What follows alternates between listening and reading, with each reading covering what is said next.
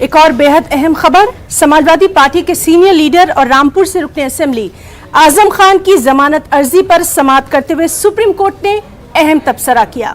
Supreme court ने कहा कि एक केस में जमानत दी गई तो नया मुकदमा दर्ज कर दिया गया। सुप्रीम कोर्ट ने सवाल किया कि ऐसा क्यों हो रहा है। यूपी हुकूमत की तरफ से पेश होने वाले वकील ने कहा कि ये गलतफहमी है, हम इस पर हलफनामा दाखिल करेंगे, जिसकी इजाजत देते हुए अदालत ने केस की समाअत 17 मई तक मुलतवी कर दी।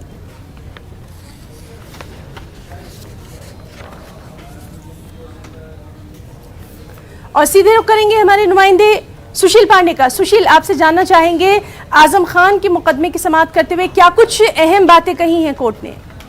देखिए, आजम खान के मामले पर फिलहाल सुप्रीम कोर्ट ने सुनवाई करते हुए ये पूछा है यूपी सरकार से कि जब आजम खान को सभी मामलों में जमानत मिल जाती है तो फिर उनके खिलाफ एक मुकदमा सामने आ जाता है। ये महज एक संयोग नहीं हो सकता है।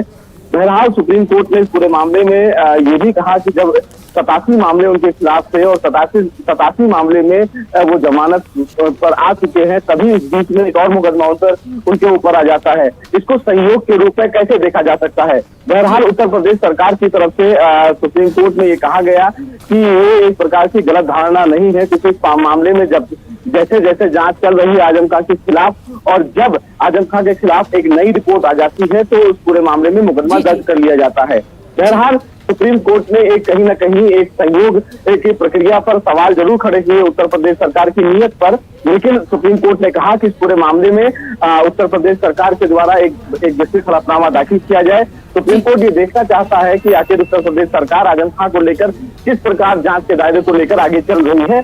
सुप्रीम कोर्ट ने कहा है कि वो 17 मई को इस पूरे मामले पर दोबारा सुनवाई करेंगे, क्योंकि आज सुनवाई सुप्रीम कोर्ट में हिना इसलिए भी नहीं हो पाई क्योंकि जो वकील सिब्बल है, जो आजम खान के वकील हैं, वो देशद्रोह से संबंधित एक मुकदमे में चीफ जस्टिस की कोर्ट में दर्ज थे, लिहाजा सुप्रीम कोर्ट इस पूरे मामले में सुनवाई नहीं कर पाई। लेकिन सुप्रीम कोर्ट ने आजम खान को लेकर एक बड़ी टिप्पणी जरूर कर दी है। जी सुशील, बहुत बहुत शुक्रिया अदा करना चाहेंगे आपका बेहद अहम जानकारी के लिए।